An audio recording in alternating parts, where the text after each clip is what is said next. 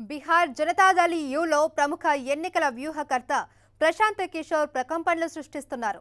ఎన్నికల వ్యూహకర్త నుంచి ఏకంగా పార్టీ ఉపాధ్యక్ష పదవిని ఇచ్చి నెంబర్ 2 స్థానానికి ప్రమోట్ చేసిన జేడీయూ అధినేత నితీష్ కుమార్ కు ప్రశాంత్ కిషోర్ పక్కలో బల్లెంలా తయారయ్యారు. లోక్సభ ఎన్నికల్లో జేడీయూ బీజేపీతో జత కట్టాలన్న నితీష్ కుమార్ నిర్ణయంతో ఆయన విభేదిస్తున్నారు. దీంతో ప్రశాంత్ కిషోర్ జేడీయూ పార్టీని వీడనున్నారా అన్న సందేహాలు వ్యక్తమవుతున్నాయి.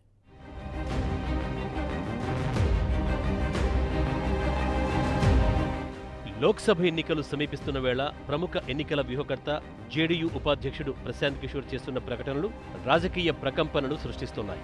లోక్సభ ఎన్నికల్లో బీజేపీతో జత కట్టాలన్న పార్టీ అధ్యక్షుడు నితీష్ కుమార్ నిర్ణయాన్ని ఆయన తీవ్రంగా వ్యతిరేకిస్తున్నారు. మహాకూటమి నుంచి బయటపడ్డ తర్వాత ఎన్డీఏ కూటమిలో చేరే విషయంలో బీహార్ సీఎం నితీష్ కుమార్ ప్రజల మనోగతాన్ని తెలుసుకుంటే బాగుండేదని ప్రశాంత్ కిషోర్ అభిప్రాయపడ్డారు. ఎన్నికల వ్యూహకర్త నుంచి రాజకీయ నేతగా ఎదిగిన ప్రశాంత్ కిషోర్ ఓ ఇంటర్వ్యూ సందర్భంగా ఈ వ్యాఖ్యలు చేశారు.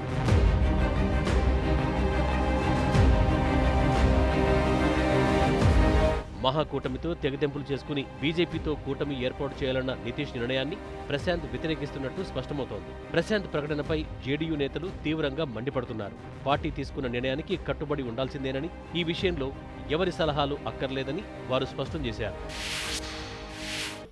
राजनीति में अपनी व्याख्या करते रहें, लेकिन बिहार पार्टी ने जो फैसला लिया है वह सही फैसला। सलाह देने की जरूरत क्या है भाई, ये बिहार की धरती है, यहाँ राजनीति में सजग लोग रहते हैं, किसी के सलाह देने की जरूरत नहीं है।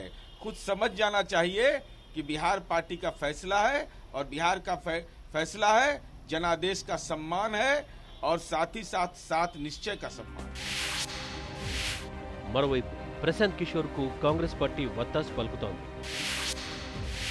ये उचित नहीं है, न्याय संगत तो यही है कि महागठबंधन यदि टूटा तो टूटने के बाद चुनाव में जाना चाहिए। ये बात नीतिगत उन्होंने सही कही. సీఎం నితీష్ కుమార్ ప్రశాంత్ కిషోర్ సలహా పాటిస్తే బాగుండేదని మాజీ సీఎం జీతన్ రాయ్ మాంఝీ అభిప్రాయపడ్డారు.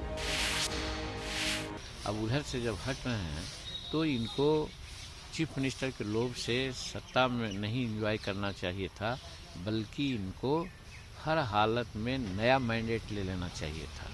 तो इस बात को अब जब प्रशांत किशोर बोल रहे हैं तो हम समझते हैं कि इतना बड़ा उनको सलाहकार और पार्टी का सीनियर उपाध्यक्ष बनाए तो निश्चित है उनकी सलाह मानना चाहिए माननीय मुख्यमंत्री जी को.